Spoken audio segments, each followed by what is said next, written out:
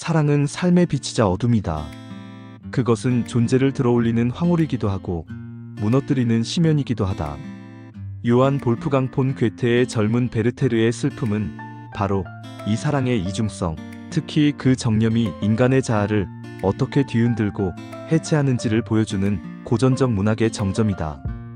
이 작품은 단순한 연애 소설이 아니라 자아의 붕괴와 세계에 대한 감수성의 경계에서 서 있는 한 청년의 정념적 기록이며 낭만주의 문학의 서문이자 폐허이다. 소설은 서간체 형식으로 진행된다. 주인공 베르테르는 친구 비렐름에게 보내는 편지를 통해 자신의 내면 세계를 토로한다.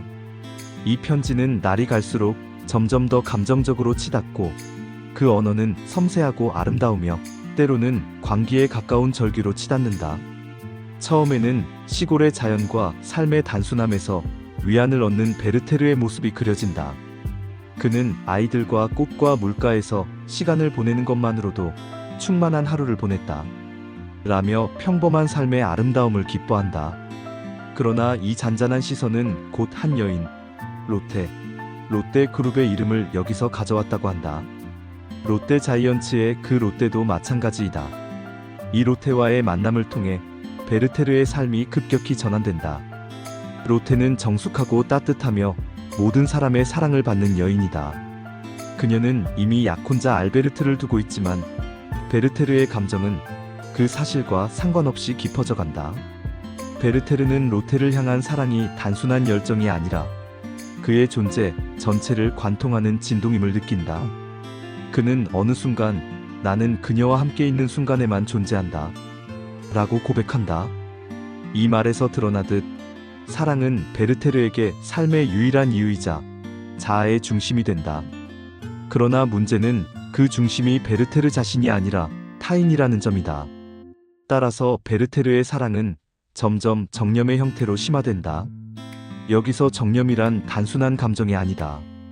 그것은 이성을 마비시키고 윤리를 무력화하며 자아를 외부로 쏟아붓는 격정이다. 그는 롯데를 향한 감정을 도저히 주체할 수 없으며 그녀를 향한 사랑은 곧 세상과의 단절로 이어진다.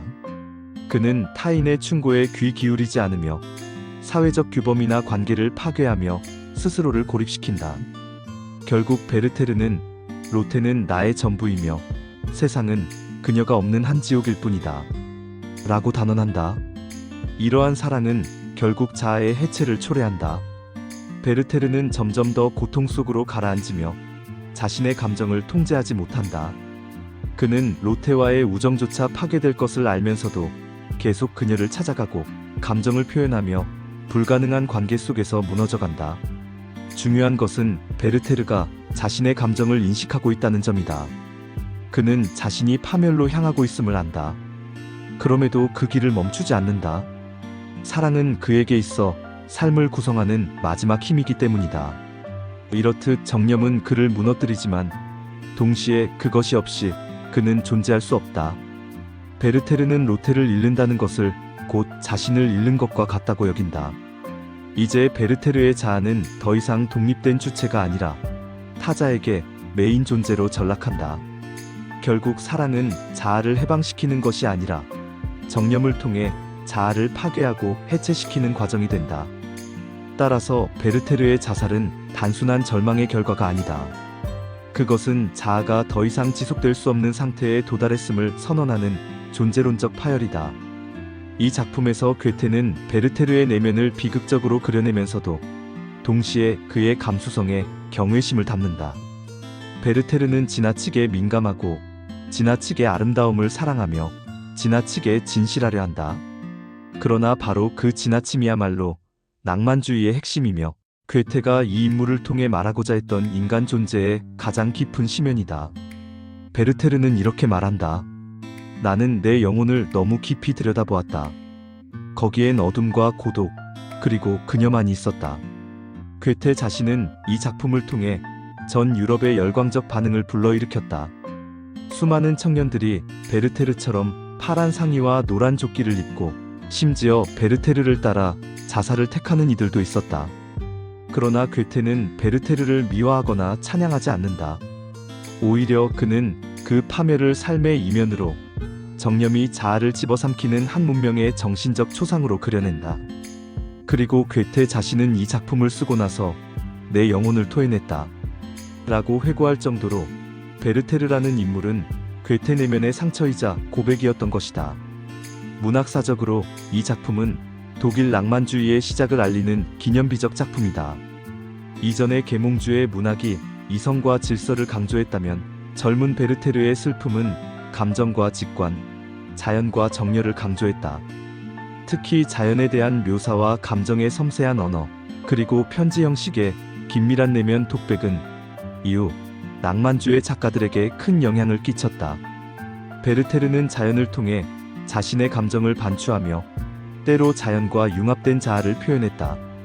폭풍우가 나를 껴안고 지나가듯 그녀의 부재도 나를 껴안고 있었다.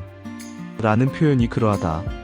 얼마나 시적이며 동시에 절망적인 언어인가. 젊은 베르테르의 슬픔은 단순히 한 청년의 비극이 아니다.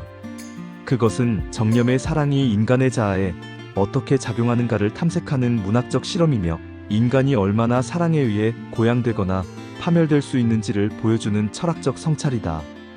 우리는 베르테르를 통해 사랑이 단지 아름다움만을 동반하지 않으며 때로는 파괴적 힘으로 작용할 수 있음을 보게 된다. 그것은 생명력을 주기도 하지만 그 생명력은 자아를 잡아먹는 이카루스의 태양일 수도 있는 것이다. 따라서 괴테는 말없이 우리에게 묻는다. 사랑은 삶의 의미인가? 아니면 삶을 파괴하는 환상인가? 베르테르는 이 질문에 모든 것을 걸겠다 라고 말했고 결국 그 대답은 죽음이었다. 그러나 우리는 그 죽음 속에서 단지 절망만을 읽어낼 수는 없다. 거기엔 사랑을 통해 끝까지 자신을 밀어붙인 한 인간의 투명한 진실성이 있었다. 그것은 실패였지만 위선 없는 실패였고 바로 그 점에서 베르테르는 여전히 우리 마음에 아프게 남아있는 것이다.